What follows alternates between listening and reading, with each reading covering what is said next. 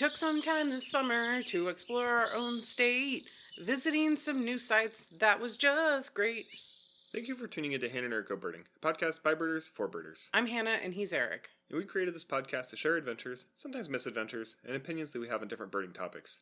We are definitely not experts, and anything that we discuss that might be controversial, I want you to remember, their own opinions, they might be different from yours.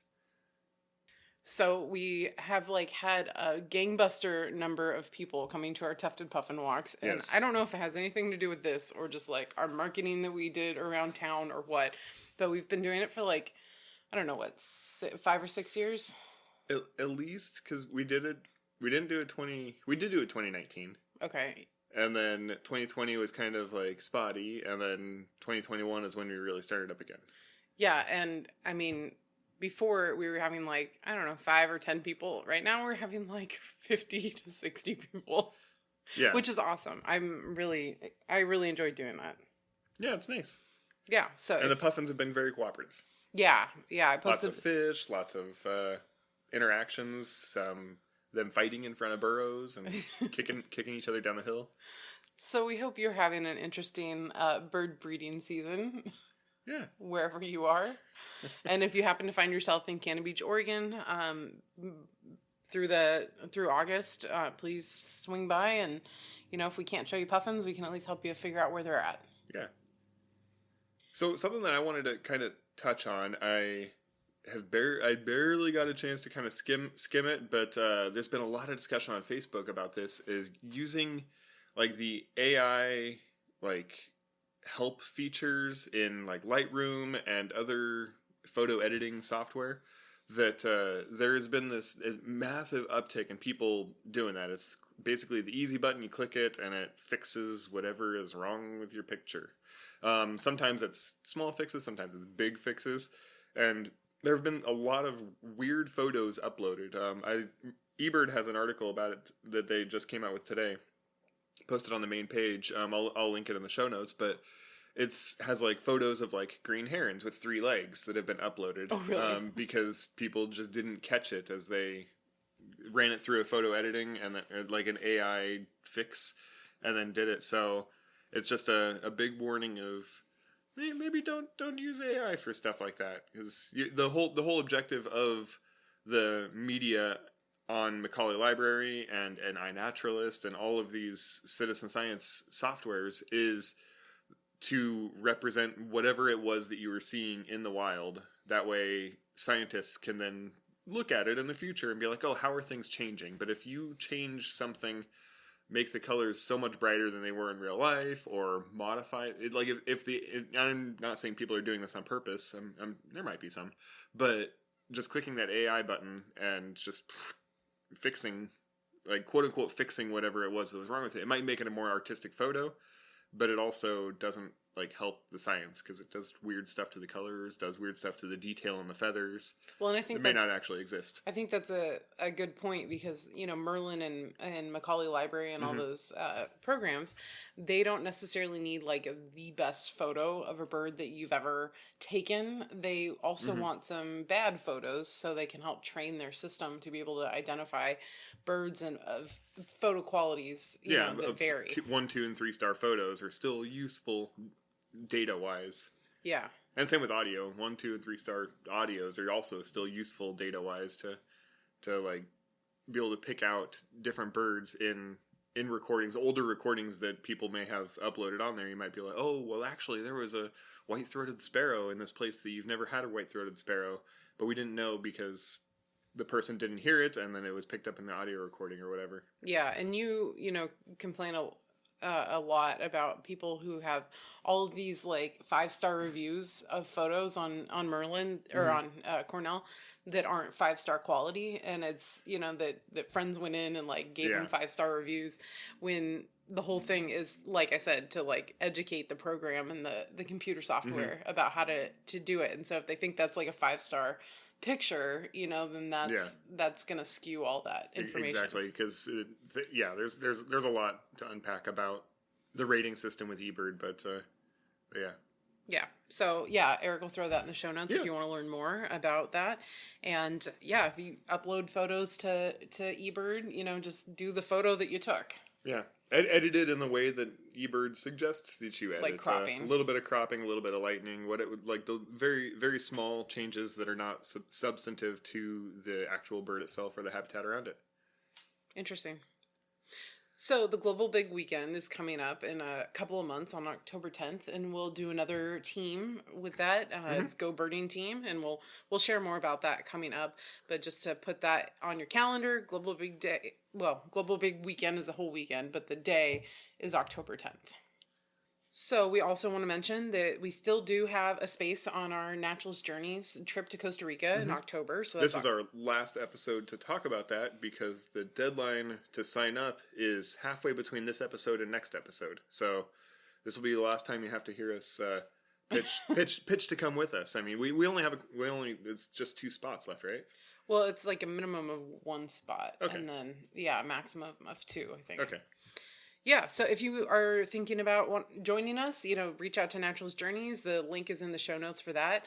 I'm super excited. We've been looking at pictures and studying birds and chatting with a couple of the folks who are already signed up with us, and they're really excited too. And when somebody sent me like their bird list of what they want to see while they're out there, we've been going through all our books to see which different books that we plan on bringing. Apparently we have a wildlife of Costa Rica. What else did we have? We have mammals, we have birds, I think we have a reptiles. You were going to buy a reptiles. Oh no, yeah, I was going to buy a reptiles and amphibians. So there's a lot of, there was one that was all about plants too. So I don't know if that's, sure. I don't know if that's going to be anything that I can really learn. Well, so if you're interested, it's October 15th through the 22nd in San Jose is where you fly in and out of. And then we'll visit a couple lodges to the north, just like incredible lodges that I've heard so many great stories about. So I'm excited to go check those out, and we hope you'll join us on that trip. Yeah. So we do this podcast not because we're trying to make money on it, not because we're trying to get fame, but just because we want to share our love of birding with people.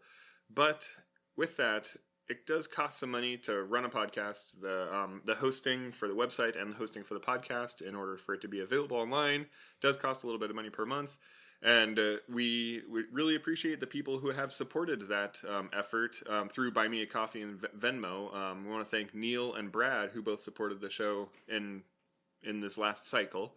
And we have links in the show notes and on our Facebook and stuff like that. If you feel so moved as to help support us financially, but that's not why we do it. We do it because we just want to share the love of birding with everybody, and we really appreciate all the listeners and all the stuff that you guys interact with us on all the social medias more than anything else. So, yeah. Oh, 100%. Yeah. So, Hannah, you have 2 other podcasts that come out in between episodes of Hannah and Eric Go Birding. You had last week, Women Birders Happy Hour came out. Who'd you have on for that? So I had Sarah Harris, who is a UK-based birder, and she does a lot of work with Spurn Bird Observatory and also with the British Bird Journal. So it was fun chatting with her because she got into birding as a kid. Like her dad was a bander and all this stuff. So she has a long history in it. It was fun chatting with her about it. That's awesome. And then you read a book and interviewed an author for the episode that comes out next week of Bird Nerd Book Club. What book did you read? So I read Feathered Forests by Marina Ritchie that comes out in September. So the podcast episode will come out a little before the book comes out. And if you're interested, pre-order it anywhere, Amazon, bookshop.com, and all those other websites, because she mentioned to me that pre-sales really mean a lot for these books. Okay. But yeah, it was a great read about our Pacific Northwest forests. So check that out anywhere you listen to podcasts starting on August 13th. So Eric, we're going a couple places. Yeah, so I was literally just looking at the calendar today, and so in September we're headed to Hawaii. I think everything is pretty much planned. Hopefully it's all planned. It's like a month away, so hopefully we've got it all figured out. But yes, I got it all figured out. I know you don't look at the schedule, but whatever. Going to Hawaii in September. And October, we are taking a bunch of listeners to Costa Rica. If you want to join us with that, there's a link in the show notes for the last couple of spots that are available. In November, we're going to the Rio Grande Valley Birding Festival. You can join us there as well. That's a fun trip to southern Texas. Very exciting to be down in the Rio Grande Valley in November again. And then we're going back to the border in April, but up higher than the Rio Grande Valley, up into the Del Rio area for Birding the Border. So very excited to go to that. It's the first time going to that festival. So Yeah, I'm excited to see what great. that's all about. Yeah.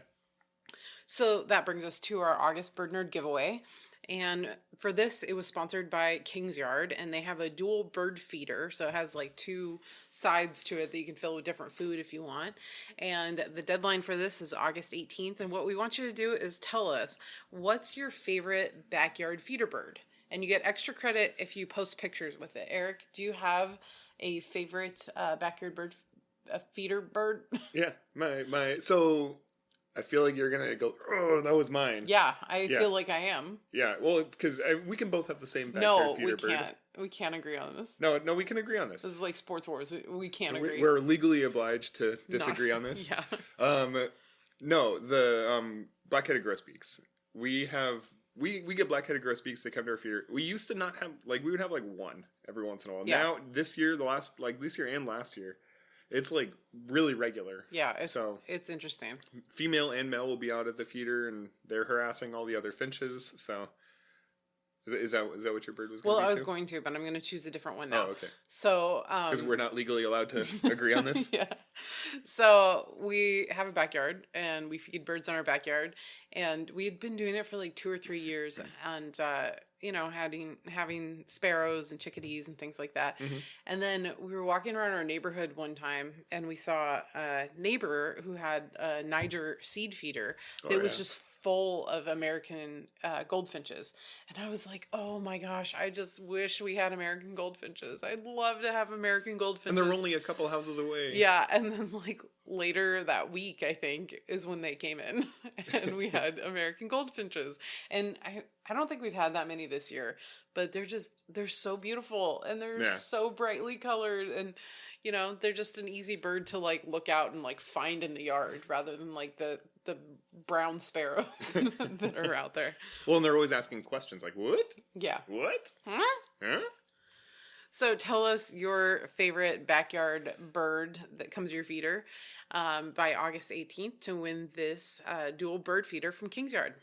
So in our last episode, we talked to Dr. Sarah Rockwell from the Klamath Bird Observatory, and we talked to her about Oregon Vesper Sparrow, which is a subspecies of Vesper Sparrow that they are doing a lot of work to see more about the habitat that they use and like the foods that they eat, and just learn a lot more about this bird to, figure out what needs to be done to, protect and preserve it. If anything does need to be done. Yeah. So we had a little road trip to go down to see this site. Yeah, so Klamath Falls is a few hours south of us. Yeah. It's all the way at the whole other side of the state. So that means like an actual road trip. It's not really close enough for us to just drive down and drive back the same day. So we don't get a lot of time to leave for like a weekend or anything like that. So we need to cram everything we possibly can into these chunks of time that we're able to take. So, well, and a quick sidebar on that, if you're new to listening to us, we own and operate my family's hotel that's been in my family for 3 generations on the Oregon coast. And so if you are a small business owner, you know that that's a 24/7 job. Yeah. We talk about traveling a lot, but we don't have weekends, and so we like consolidate like times where we can leave for like a week. Yeah. And then my parents come and run the hotel, and so that's a lot of pressure on them that we try to minimize as much as possible while still having a life. The whole work-life balance thing is tough. Balance, yeah. So anyways, this was kind of a rare weekend that we packed a bunch of stuff into. So then it was essentially like 2.5 days. Yeah. And there was bunch of stuff. So we scheduled, Hannah got us tickets to a comedy show. We went and did the possibly endangered sparrow interview. We birded around Southern Oregon, and then we went to a baseball game, all in the span of like 2.5 days or so. Yeah. So it was a whirlwind of a road trip down to Southern Oregon and back. So the whole thing started off with a comedy show. Hannah bought me tickets for Whose Line Is It Anyways, or Whose Live Is It Anyways. It's Ryan Stiles and a bunch of the other whose line is it anyways, guys? From the TV show on Improv actors. From improv actors. They perform in Portland every once in a while. They perform up in Seattle a lot. They do a whole national whole national tour. She got me tickets for my birthday, and so we had that in Portland. We raced from here, cleaned in the morning at the hotel, and then headed up to Portland to watch the show that evening. Next morning, we got up and went down to go interview Dr. Rockwell at Lily Glen Park, which we didn't really get much into Lily Glen Park, but it's a really nice park. Yeah, in terms of bird life. We had just done the episode about grasslands, so that was really on my mind while we were there. Which I think I talked about a little bit. Yeah, we did talk about it a little bit in the episode. Yeah, but this is it's a nice site that's at Lily Glen Park. It's a equestrian park, and there's also some camping there. So there was a lot of people there was also a wedding happening. So there was a bunch of people like getting ready for a wedding that was going to be there, even though it was sprinkling. But it had a nice little grassy area, but tons of forest along the side. It's kind of a valley. Well, a glen. Yeah. Through these trees. And so we had a nice mix of different species there. Of course, turkey vultures. But we had mountain chickadees, which is a good year bird for us that we don't always get to see. Mountain bluebird, Townsend solitaire. These things that are a little bit more like eastern of us. Like drier and higher elevation species that we don't really get down at the coast. I mean, Townsend solitaires are here occasionally, but we don't usually see them because we're not. Well, it's like a rare bird when you do see it. It's very exciting when it's down here, but up there it's kind of regular. Yeah, and I thought it was kind of interesting that like chipping sparrows, like I have never really thought too much about like sparrow populations, like from here, like as you're driving east, like how they change. But like chipping sparrows were so much more common, right abundant. There, and there was a couple nests that we ended up stumbling upon. Yeah, there was one. It was we flushed, and it was like, oh geez, and so they flushed out of the grass, so we backed way off and stood there and watched. And eventually, one of the pair came back with food in its bill and just dropped right into the grass, and it's like, oh, okay, definitely not just a resting bird. There's some chicks in there somewhere. So that was pretty darn cool to have to stumble upon a nest. We don't often find nests. We're also not really looking for nests usually. We're just looking for birds flying and doing their thing. But it was kind of cool to have watch this parent come back and forth feeding the chicks that were buried and hidden inside the grass. Yeah. It was also great to see western tanagers and lazuli buntings, or lazuli buntings, or however you want to pronounce it. Yeah. The gorgeous bunting, blue and orange, and all those fancy colors. Yeah, but just a lot of great birds to see that, we, like I said, added as year birds. Yeah, so after we were done interviewing with Dr. Rockwell, we spent a little bit of time there birding before leaving, but didn't have too much more than what we've already mentioned. We headed up north out of Lily Glen Park, and we had a kind of target of a yellow rail. We wanted to go see if we could find a yellow rail, so we had a couple of hot spots that we had identified, and there was one that was relatively close to this. It wasn't really close to anywhere. No, it wasn't close to anything, but there was a hotel that was relatively close-ish to where it was. So I was like, oh, we could stay there. Yeah, so we were trying to figure out the best place to stay for this hot spot, because it was about an hour or so north of Klamath Falls, and I mean, it was like an hour from anywhere. And then I just like looked on Google, which all the hotels were really expensive that day we were looking. And so I just found this like cheap roadside hotel that had good reviews. And it was only 20 or 30 minutes away from the yellow rail spot. So gave that a try. Yeah. And yellow rails, all of the reports of them were either late in the evening, last thing calling right before everything goes to bed, or super early in the morning, like pre-sunrise, pre-dawn. So we were like, okay, well, we have two chances. We have this evening, and then we have tomorrow morning that we could try to hit either one, or we could try to hit both if we aren't successful in the evening. And what that meant is we were already at like noon. So it's like, well, we had like 7 hours until we needed to try for it. Until we were going to try for it. So that gave us time to stop in Klamath Falls, kind of explore the city a little bit, stop at a brewery, and had lunch, which the brewery was pretty darn good. There was some good. They were out of like there was like They out were of all- pork. They I were think. out of like all the good sounding food. Yeah, all the good sounding food they were out of, but the food was still good. They still had a really good burger there. Yeah, and good wings. Good wings, and the beer was pretty darn good too. Yeah. So that that was funny. And then we started to drive towards our hotel from there because it was, we couldn't find a whole lot else to do and it was getting kind of warm. But then we crossed over this waterway and saw some grebes floating in the water, which, and not pied-billed grebes either. Oh, westerns. Western grebes.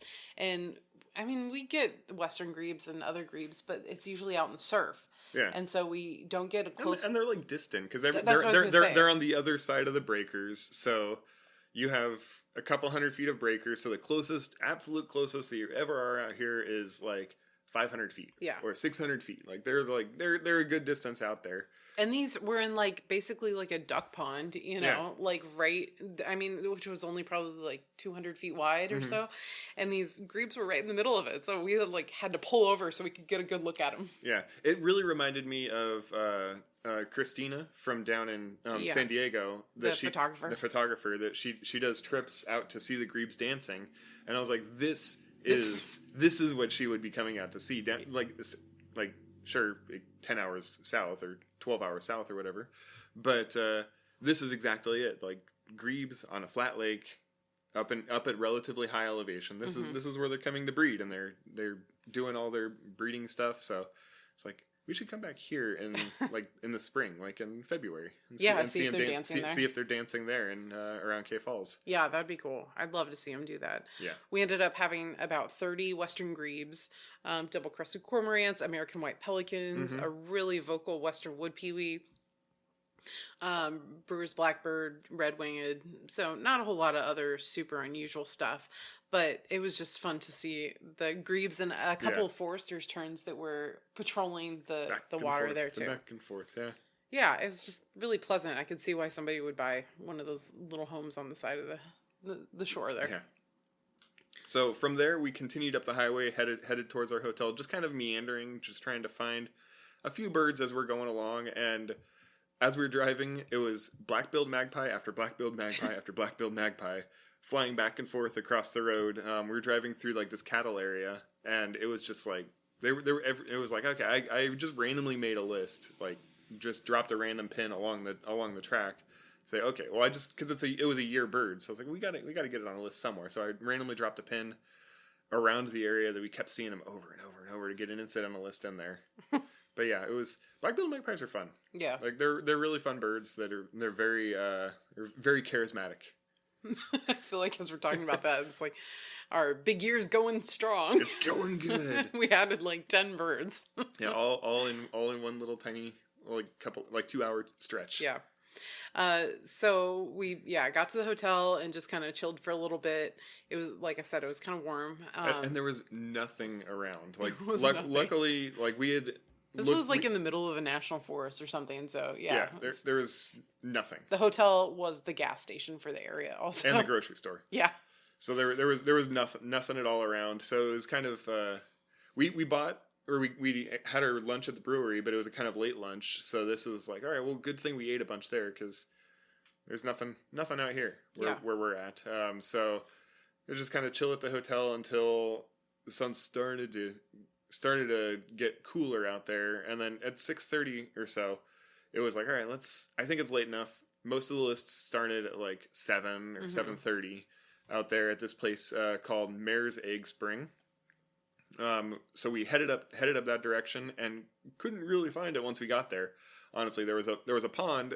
Well, so the spring pond. And we didn't have cell phone service, so I put in, I used the eBird hotspot as the location, and I just put that in the GPS, and then it just took us to this random pull off overlooking a spring, and we were like, well, this must be it. So we wandered back and forth at the top along the highway for a little bit of time. Like, all right, well, there's nothing, and we couldn't really hear anything. We were listening for this ticking. It's like that the yellow rail does, and it's a very insistent ticking, and we heard nothing. Couldn't hear anything. It was all cars kept driving by, and it was like, well, there's, I guess, maybe this isn't the spot. And I was thinking like, okay, well, let's get back in the car and continue driving a little further. Yeah. Because maybe this isn't the spring. Maybe there's another spring up ahead. And the GPS pin for the hotspot is just a little bit off. Well, and this is where it's really important nowadays with eBird and like one of the recent updates they did where you can now include habitat pictures. Mm-hmm. Like you could just, if people wanted to help other birders out, they could just post a picture of like, this is what the site looks like. Mm-hmm. So then you're in the right spot. Exactly, yeah.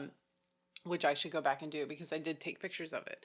But I noticed that there was like a wildlife trail that kind of went down the hill a little bit. So we were like, well, let's go follow that and see where that takes us. It was pretty well stomped down, and it was like cleared of vegetation, like a 1 foot wide track that went down, like a single track that went down. It's like, well, it's kind of steep and it's right off the highway. There was also another car parked there. Yeah. So we were like, just personal safety. Like, what are we getting into? Not that we felt uncomfortable at all, No. but just to be, 100% on that. So anyways, we took down that little wildlife trail to get to the edge of the spring, which once we got to the bottom of it, it was absolutely gorgeous. It was I've stunning. Yeah. never seen such a pretty place. And it in turned out Oregon. that it turned out that it wasn't a game trail because there was like a rotting bench that was down Yeah. there too. So there was something at the water, right at the water's edge, that used to be a bench and has since rotted away. So it's like, okay, well, that was intended to be a trail that people use to come down to just sit on that bench right there next to the pond. So Yeah, it's like, okay, so we did actually go down a trail. It's just that it was kind of getting overgrown. Yeah, well, and the grass was really high down there. So, I mean... Yeah, so we're a little bit afraid of ticks and stuff. I was more afraid of mosquitoes, but ticks too. Yeah. But like I said, the water was just absolutely beautiful, clear. It was only maybe a foot deep or so. Yeah, super shallow, but you could see the ripples of where the springs were. Where the spring was pumping up. Yeah, real sandy right there. So yeah, we just chilled there for a little bit. There was a couple of western wood peewees that were just in the trees calling, doing their thing, and a couple Canada jays up there too that were like working their way up and down as I think they were hoping that we were going to have some food for them. They didn't really want to come in that close, though, which was nice. So they stayed back. Yeah, and then common yellowthroat was calling, doing their witchety, witchety, witchety, and Wilson's warbler was like dancing around in the trees. That was with a little black cap. Yeah, but bright yellow bird. And then and then Eric all of a sudden was like, I hear it. I think I hear it. Yeah. And like I could barely hear it, just very faintly out in the distance. I mean, it sounded on the other side of the pond from us, like the long way of the pond opposite of us. And the pond wasn't huge. I mean, I don't even know how to describe how big it was. Like no, but like listening, half an acre. Like, it's like a very quiet ticking, and it's like it was very very rhythmic. That was just following a pattern, and then it would stop for like a full minute or 2 minutes, and then it would start again with like just insistent ticking. And that was about 7:12 that Eric first heard it, and like you said, real faint.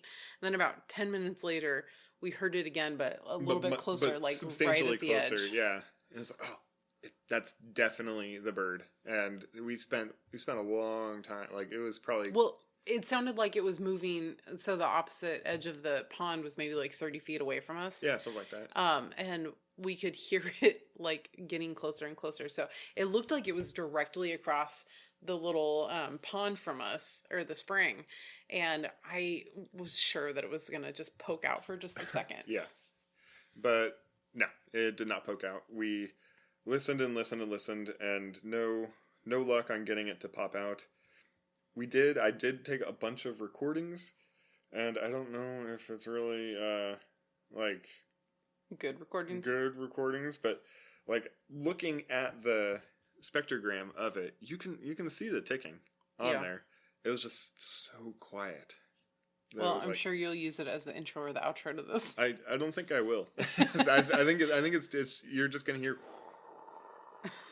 unless you really maximize that volume. So I don't think I'm gonna use it. Okay, never mind. Yeah, it was a rough recording, but it's on the eBird checklist, and that'll be part of the show notes. So you can go and listen to it and criticize the ticking of a yellow rail from like a couple hundred feet away. So Eric has this mouth noise that you do that attracts woodpeckers. Oh yeah. Do it. No. Yeah. So he does that, and it really attracts woodpeckers. But also, that was really successful for you to get the yellow rail to call back to you when you were making that noise. Yeah. So, if you have that ability, you can try to pitch it with that. Yeah, it seemed to work pretty darn good, but yeah, Yeah. no luck on seeing it. Yeah.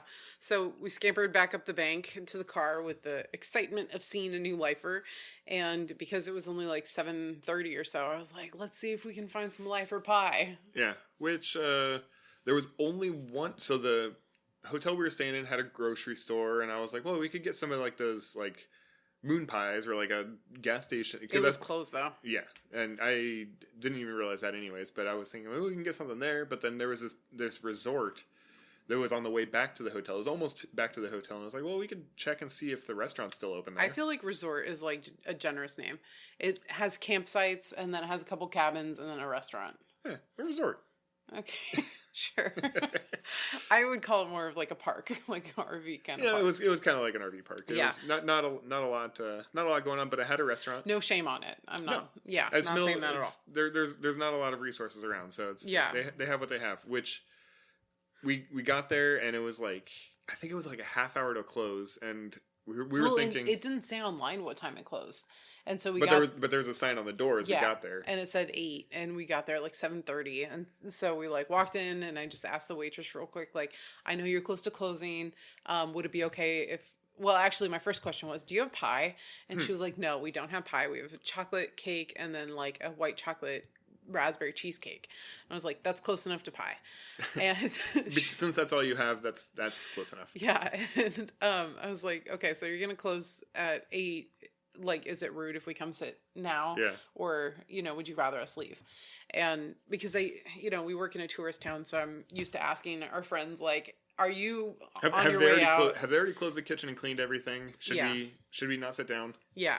So anyway, she was like, no, come on in, and was super welcoming and just super nice. She grabbed us some waters, and Eric was still a little bit hungry from since we had lunch, and that was pretty much it. Because I'm a growing boy, so I need to keep eating. Yeah.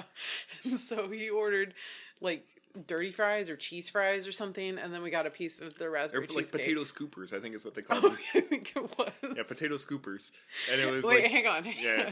And so, we sat down, ordered our food, and then like all of these parties kept coming in. Oh my gosh. There was like a party of 10, and it was like, okay, I'm not the rude one. Yeah, it was like long after, like, it got to like 8:30, and there was still people coming in to sit down. Yeah. And it was like, but the sign said 8:00. I think the restaurant's only open 2 days a week, so it's probably just whenever. Yeah, if they're busy, they'll just keep it open and keep going. But yeah, it was really interesting because I felt bad. We were sitting there, and it's getting close to 8:00, and it's like, I kind of want to get out of here so that they can close up. But then another group of 6 comes in, and then a group of 5, and it's like, okay, I guess that's why I wasn't really gonna order. care. That's why I wasn't gonna order any actual food. Yeah. Well, I just was. I was like, they have a cheesecake in a freezer. They can cut a slice off of it, and it only takes like a minute. Yeah, but all those other parties were all ordering like food after food, and it's like okie dokie. Well, I guess they're fine staying open. So, anyways, we got the white chocolate raspberry cheesecake, which is probably the best cheesecake I've ever had. It was so good. It's probably because you just had a lifer yellow rail. So that's probably what made the cheesecake so good. I don't know if they make it there or if they order it from somewhere, but it was fantastic. And then Eric's potato scoopers were ridiculous. I've never seen anything like it. I've never seen that much cheese on a pile of potato skins.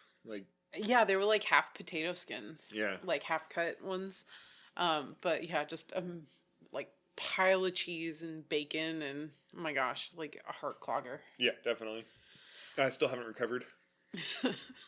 But while we were sitting there, we were overlooking upper Klamath Lake, and we just had a beautiful view and Forster's terns that were feeding in the water right in front of us, belted kingfisher diving, tons of swallows, and a yellow-headed blackbird. Yeah, a year bird for us, yellow-headed blackbird, super cool. Very obvious bird out in the marsh. You have red-winged blackbirds flying by, and then one that sticks out like as its yellowhead just is like super super vibrant, which at this point in the year they aren't the most vibrant. They're kind of fading into like a little but still like stuck out like a sore thumb. out there. So yeah, but I 100% loved that afternoon yeah, of seeing the yellow rail mm-hmm. and then going to that resort, which totally like exceeded my expectations. Yeah, definitely. The waitress was fantastic, and yeah, the food was good and great scenery. Mm-hmm. Like it was totally unexpected for me. I would 100% go back there. Oh, totally. Yeah. So then went back to the hotel, got a good night's sleep. And the other place where we were talking about seeing the yellow rail in the morning is Klamath Marsh National Wildlife Refuge, which we've never been out there before. So we decided to give that a shot. Yeah. So the National Wildlife Refuge is, I think it's like true to its namesake of refuge. So we've been told, I think we've discussed this on the podcast a couple of times before, that parks are for people, refuges are for wildlife, and you don't design a refuge around people being able to get in and see stuff. You design it around the wildlife being as uninterrupted as possible, and ensuring that the wildlife has its ability to have a refuge away from people and away from civilization. And this Klamath Marsh National Wildlife Refuge definitely embodies that. There is very limited like public access into the marshlands of it. There's a highway that goes through it, like an access road that goes through it, and like 2 other roads that are off of that, and that's about it. And the rest of it is marsh that is, as far as the eye can see, is just marsh. And if you want to go access it, kayak is pretty much the only way you can. Exactly. So it's nice because it's not developed, but then it also makes it difficult to get into places if you're just on a road trip and you're just driving through. So we still got some pretty darn good birds, but it was different than what I was expecting. I was expecting kind of like you'd have a handful of gravel roads driving through an area, but very, very limited access in terms of that. But yeah, we still have some good stuff. Yeah, so we there's, like Eric said, there's one like main road. It's like a dike that goes through the marshlands. Mm-hmm. That is like the entrance to it, and we didn't really have a whole lot there. I mean, some red-winged blackbirds, of course, and then bald eagles first thing. But it's a really beautiful spot that you can, like Eric said, you can just, like, as far as the eye can see is marshlands. So then we took a spur road that I wasn't entirely sure was like an accessible road at first. And we didn't have cell phone service again, so it was like, but it was taking us to the hotspot. Yeah, it was like, this is going generally the direction of the hotspot, so worst case scenario, I can turn around and we can leave. But we took that left and just started up this gravel road that kept getting worse and worse and worse. And it was like, maybe it's time to turn around, maybe not. I don't know. It was really iffy. But then we had 2 great horned owls fly across the road. They were like young great horned owls that were just fledging, and they must have just finished branching, and they're starting to go out there. But they both flew across the road, landed on a tree like another couple hundred feet ahead of us, so we stopped and just sat in the car and just like watched them, and they watched us, and it was just like, I'm watching you, you're watching me, and back and forth until they decided, okay, we've seen enough of you guys, and they flew away. So we continued on. We were headed up to the Military Crossing Road / Williamson River hotspot was the objective, because that's where the yellow rails had been seen in the past. In past mornings. At this point, we were kind of like too late in the day for them. I can't remember what time it was that we got there. 8:45. 8:45. Yeah, so it was way too late for when they were normally reported. But it's like, well, we should at least check out the hotspot. We've come this far. Yeah. And there were black terns feeding, which was, I think that was the year bird for black tern. I think so. For us, very, very fun birds to watch. Like I always think of like terns as like big open water or out in the ocean, like big open water. But black terns in Oregon, you see them lots in eastern Oregon and southern Oregon in wetlands. Yeah. You'll see them flying back and forth over wetlands. They're super, super cool birds. Yes, they're so pretty, and just really interesting to see. I feel like their flight is a lot more bouncy than a lot of the other terns too. We also had, of course, red-winged blackbirds, brewer's blackbirds, couple warblers, common yellowthroat, northern yellow warbler, and yellow rumped. So we had a nice little mix, but it was cold and rainy and windy. Yeah, it was kind of miserable right there. And we were just parked in the middle of the road because that was where the hot spot was. There's nobody around, Yeah. so it wasn't like we were blocking like anything up. One house in the distance. Yeah. Which I think was like the Refuge manager's house or something. Yeah. So then we were like, we're not even really sure how to bird this place. So we decided to put in the like headquarters, even though it was Saturday, so the headquarters was going to be closed. And we went over there. There's not a whole lot there. And so we kind of decided to cut our losses. Crater Lake is a spot that Eric's never been to before. I've only been when I was a little kid, and we get a lot of tourists that come through where we live, and they're like, oh, we're on our way to Crater Lake. So we decided, that's kind of on the way to our destination for the day. So let's try to go to Crater Lake. Yeah. And, we weren't having a whole lot of success here. So yeah, we headed over to Crater Lake, which was another hour or so drive. It was an hour and a half north of where we were at, or northwest of where we were at. So we headed up that direction, going into one of the north entrances, and it was beautiful weather at the base. At the base, when you go in and you pass the pay station, we got our passes, headed up, and there was a sign on the window that said no visibility at Watchmen or whatever it said. We were like, and it was like, I don't know what you're talking about. Like, it's got to be from a different day. Yeah, because it's beautiful. Because where we're sitting, everything looked gorgeous. Like, it was like bright, sunny day. This is perfect day to be out here. So it's like, I don't know what it's talking about. So we drive up. It takes us like another. It was like 30 minutes of driving in. No, it was like 10 or 15 minutes. Was it really that short? Yeah. Man, it felt like it took forever. But anyways, so it felt like it took forever. We're driving up. And the clouds start coming in. They start coming in more and more, and then it starts snowing, and it's like, what? Like, and then as soon as we get up to like where you can actually see the first chance to actually see the lake in Crater Lake. So Crater Lake is, if you're not familiar, Crater Lake National Park. It's an old volcano from millennia ago that blew the whole top of the mountain off, and it collapsed in on itself. And there's a lake. I think it's the country's deepest lake. Yeah. In the United States, super, super deep lake, because it's an old volcano caldera that has collapsed in. And so it's got this big rim that goes all the way around the edge and a lake in the middle. And there's all these viewpoints around the rim that you can look into it. So you get up there and you get to the first place that you can view, and nothing. So like the juniper tree that was like right at the parking lot was frozen solid.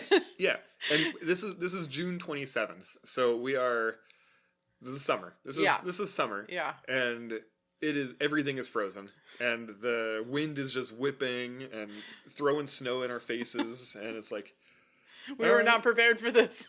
I was still in shorts and a t-shirt. I think I had a rain jacket, but I didn't bother putting it on. But it was like, we weren't really prepared anyways to go to Crater Lake. That wasn't part of our original plan, but we were like, oh, it's on the way. We'll just swing in and see what's going on. So I would say technically I still have not really been to Crater Lake.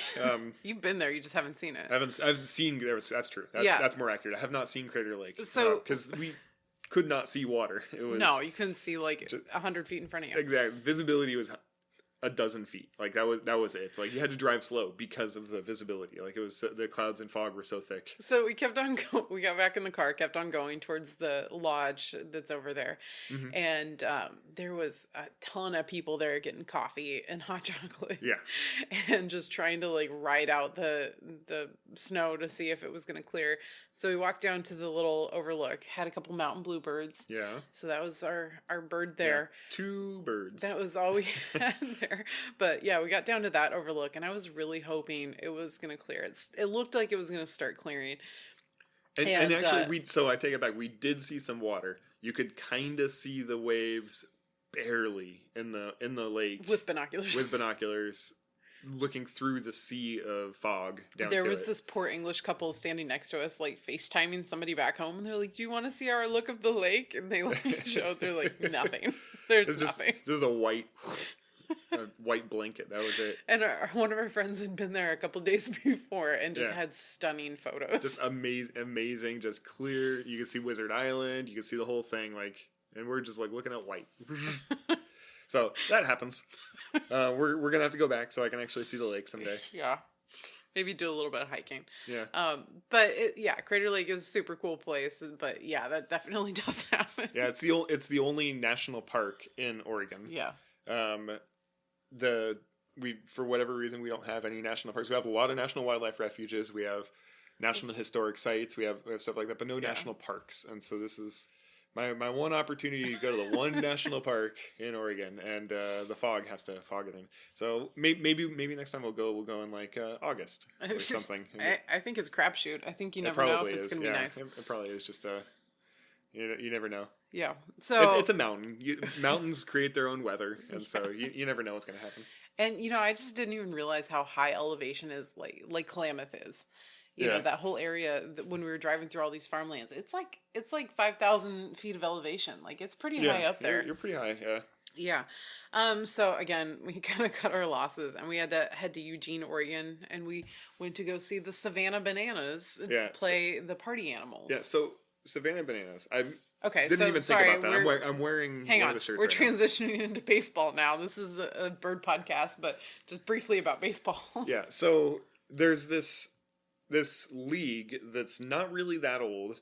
It's a guy from Savannah, Georgia, was tired of baseball and the commercialization and like it not being about the fans, and he wanted to make a fan-based experience around baseball, and so he created this new game that was based on baseball but has a bunch of extra different rules to it. It's basically the Harlem Globetrotters of baseball. Yeah, and he doesn't like it being compared like that. He constantly contests that, saying, well, Harlem Globetrotters has a defined outcome, like the Globetrotters are going to win, and that's just the way it is. Yeah, but like with all the antics and the trick plays and all this other stuff. Exactly. You've heard of Harlem Globetrotters, and so it's easy to compare it to that. Yeah. But it's not like real baseball. It's like a show. It's like a baseball show. It is definitely more of a show than just a game, and the show does not have a predetermined outcome. So either team could win.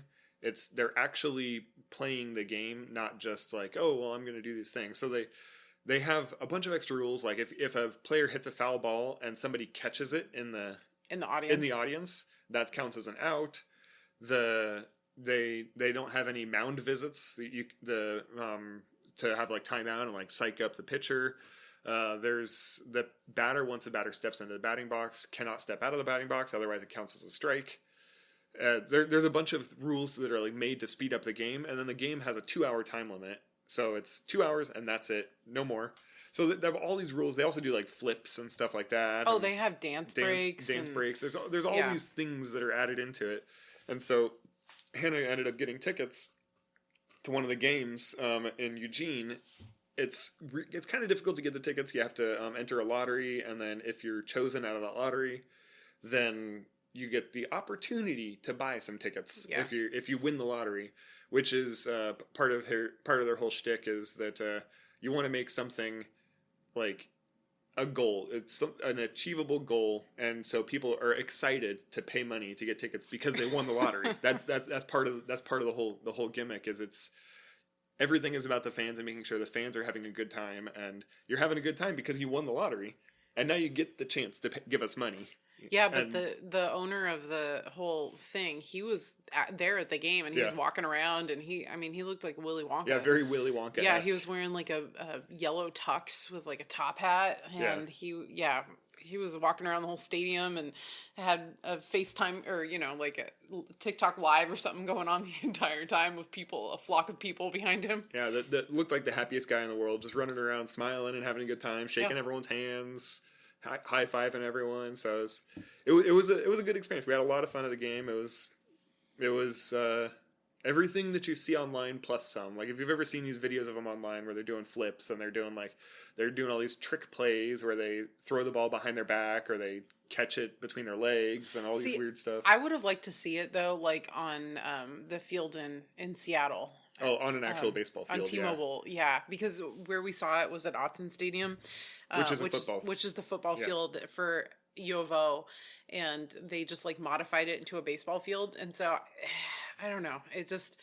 it looked kind of like tiny compared to like going to a Major League Baseball game where it's like a huge stadium. Yeah. Which I was surprised how small Autzen is. I thought it would be bigger. I thought it would be bigger too. But it's a college stadium, so I guess it's probably average college stadium sized. Yeah, I mean, I guess so. I've only ever been to like Oregon State's and then U of O now. Oh, I stood on Kyle Field once. Oh. Anyways, so if you get the opportunity to go, it's fun. It's a good time. But yeah, definitely. But it's not bird related.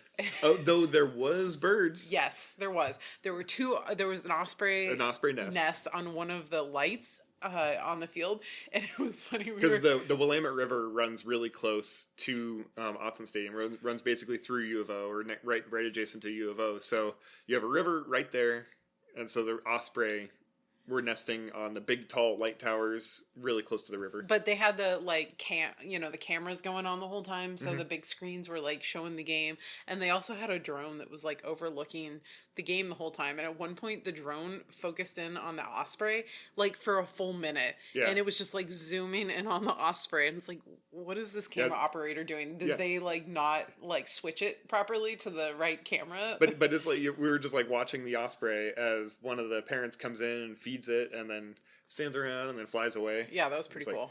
Well, that's really interesting. So we had an osprey at Autzen Stadium. Yeah. In the nest feeding his chicks, and yeah, there was all sorts of weird stuff that goes on in the game. Like there was the wave where everyone stands up as it goes on around and around and around. It just kept going. It went around for I think 2 full innings of it just going and going. Apparently, and going. It broke some sort of record. That's what they claim. It was like 40 some revolutions around Autzen Stadium. It's ridiculous. Before people finally lost interest, but it was just kept going and going. And then the announcers like down on the field were like trying to divert our attention to get us back focused on the game. And they were like doing stuff. They played some songs and it just kept going and going and going. And then finally, whenever it all ended, then the owner of Savannah Bananas, the owner of Banana Ball came out, and he was like, I just want to let you guys all know that you guys just broke a world record, a Banana Ball record. The most times is 40 whatever times they went around. It's like, okay. Sure. Yeah. I got distracted. In the middle of that is when they were showing the osprey. So I got distracted by the osprey for a little bit. Okay, so just to wrap this all up. Yes. So Savannah Bananas is not birds. You might see an osprey, maybe. I don't know, because you'll be at a stadium. But yeah, seeing the yellow rail was absolutely incredible. Yes, it was. Hearing the yellow rail was incredible. The site that it's at is just stunning, beautiful site. If you want to go to the most random place in Southern Oregon. But also, seeing a lot of yearbirds that we don't get to see is always a good time. I always love seeing mountain chickadees. So that was very cool. Yeah. So yeah, there's our little adventure away from work. A little adventure for 2 days away from our little summer adventure. So thank you guys all for listening to our podcast. We hope you enjoyed it and or learned something new. Please rate, review, and subscribe to us on Apple Podcasts, Google Music, or anywhere else that you listen to us. If you would like to connect with us on the socials, you can follow us at Hannah Goes Birding and Eric Goes Birding on Instagram. You can follow our Facebook page at Hannah and Eric Go Birding. You can also send us an email at hannahyandericgobirding@gmail.com or check out our website at www.gobirdingpodcast.com. Tell us what you think and share the love of birding with your friends.